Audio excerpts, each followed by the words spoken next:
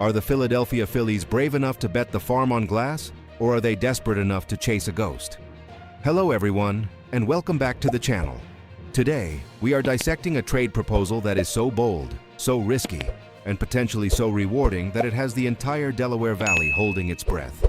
We know the narrative in Philadelphia all too well. This is a team built to win right now. The window is open, but there is a draft coming in through the cracks. For years, the Phillies have been searching for the holy grail of roster construction, a true, everyday center fielder who can patrol the gaps like a hawk and clean up the bases like a monster. They have cycled through names like Johan Rojas, Brandon Marsh, and Harrison Bader. They have pinned their hopes on the speedy legs of Justin Crawford. But the production? It hasn't been there. The cleanup spot has been a revolving door of inconsistency from Alec Bohm, Nick Castellanos, and JT Realmuto. But what if I told you there was a way to solve both problems with one swing of the general manager's pen? Zachary D. Reimer of Bleacher Report has dropped a bombshell trade idea that would send shockwaves from Minneapolis to South Philly. The proposal?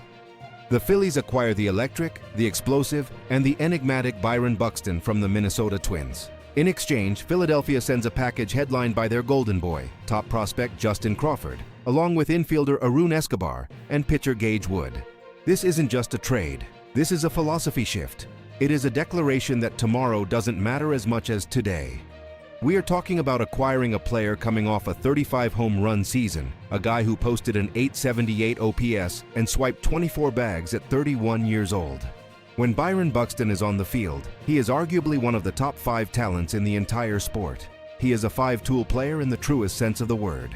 But that phrase, when he is on the field, is the shadow that hangs over this entire conversation. This trade proposal asks the Phillies to give up their future center fielder, the son of a legend, for a superstar with a medical file thicker than a dictionary. It is the ultimate high-risk, high-reward scenario, and it forces us to ask, how much is a World Series ring worth to you? Is it worth sacrificing the next decade for one glorious October?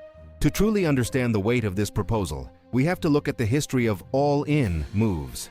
This feels eerily similar to the mindset the Phillies had back in the late 2000s when they traded for Roy Halladay or Cliff Lee. You trade prospects, unknown commodities, for proven excellence. But there is a flip side. Remember when teams traded away young talents who became superstars elsewhere? The fear of trading Justin Crawford is palpable. He isn't just a prospect. He is seen as the heir apparent. He is the guy who was supposed to take over center field in 2026 and lock it down for 10 years. Trading him is like selling your insurance policy to buy a lottery ticket. However, let's look at the mechanics of why this makes sense for the Twins and the Phillies historically. The Twins have shown a willingness to shed salary and move stars, having dealt guys like Joan Duran and Harrison Bader recently. They are a franchise often caught in the middle, needing to retool. For Philadelphia, Dave Dombrowski has never met a prospect he wasn't willing to trade for a star. It is his DNA. He did it in Detroit, he did it in Boston. He believes that flags fly forever, and prospects are just currency.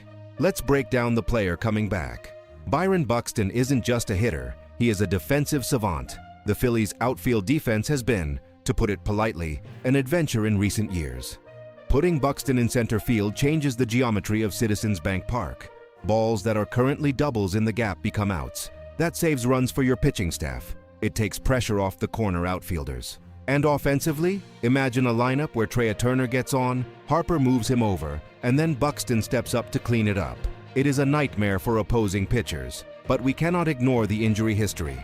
Buxton has struggled to stay healthy for full seasons throughout his career. If you make this trade, and he plays 60 games, it is a catastrophe. If he plays 140 games like he did last season, it could be a parade down Broad Street. The historical context here is clear. Fortune favors the bold, but it also punishes the reckless. Which one is this? Let's get into the nitty-gritty of the deal. The package is heavy. Justin Crawford is the headliner. He possesses elite speed and contact skills that are rare in today's game. Losing him hurts. Then you add Arun Escobar, a 21-year-old infielder who looks like he could be a legitimate big league starter, and Gage Wood, a 2025 first-round pick with a high-octane fastball. That is 3 legitimate pieces of the future gone. However, look at what the Phillies keep. In this scenario, they hold on to Andrew Painter, the pitching phenom who is untouchable in the eyes of many, and Aiden Miller, another high-ceiling bat. Keeping Painter and Miller while landing a player of Buxton's caliber is a masterclass in negotiation if Dombrowski can pull it off. Financially, Buxton is signed through 2028 at roughly $15.1 million per year. In the modern MLB economy, $15 million for a 35-homer center fielder is a bargain. It's practically theft. It fits perfectly into the Phillies' payroll structure, allowing them to maintain flexibility for other moves. But let's talk about the what if. What if the Phillies don't make this move? They go into the season with a platoon in center field. They rely on Castellanos to be consistent at cleanup. If that fails, the window closes a little more. The fans will scream that the front office sat on their hands. On the flip side, imagine the reaction if Crawford becomes an all-star in Minnesota, while Buxton spends half the season on the injured list in Philly. The voice of the fan is split right down the middle on this. Half the fan base is screaming, "Go for it, we want a ring now." The other half is terrified of becoming the team that traded away a future MVP for a damaged rental. It creates a pressure cooker environment. And let's not forget the chemistry aspect. Buxton would be walking into a clubhouse with established alphas like Harper and Turner. He fits the mold of a quiet leader who leads by example, which usually meshes well. But adding a new superstar always shifts the dynamic. The Phillies are playing 4D chess here, trying to balance the immediate hunger for a championship with the long-term health of the franchise. So, we arrive at the conclusion. This trade proposal by Bleacher Report is not just a rumor. It is a litmus test for the Philadelphia Phillies' ambition. It asks a fundamental question. Do you trust your medical staff to keep a superstar healthy? And do you trust your scouting department to find new prospects to replace the ones you ship out? Acquiring Byron Buxton solves the two biggest glaring holes on this roster immediately. It gives you a Gold Glove center fielder and a legitimate 30-plus home run threat in the cleanup spot. It makes the lineup deeper, scarier, and more dynamic. But the cost is the future. Justin Crawford represents the next wave of Phillies baseball. Sending him away is a painful price to pay. Yet championships are not won by hoarding prospects. They are won by acquiring stars who perform in October. If Buxton is healthy, he is that star. If he isn't, this trade becomes a cautionary tale for the ages. The Phillies are in win-now mode, and win-now moves are rarely comfortable. They are scary, they are expensive, and they are necessary. Now, I am turning the microphone over to you. This is the debate of the offseason. Would you pull the trigger on this deal? Is Byron Buxton the missing piece to a World Series puzzle?